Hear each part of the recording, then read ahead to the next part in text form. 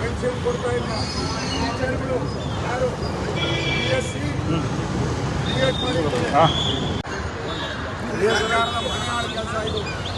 ಕೆಲಸ ಇದು feed idea BJP protest byte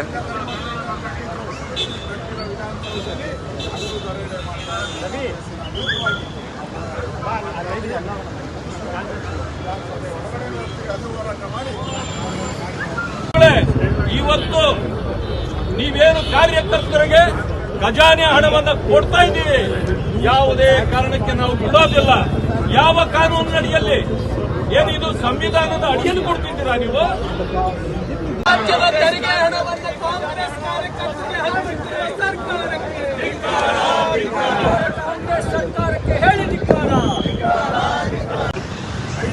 5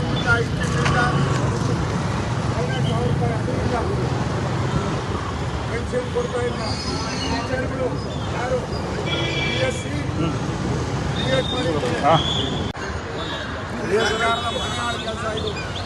ಕೆಲಸ ಇದು feed idea BJP protest byte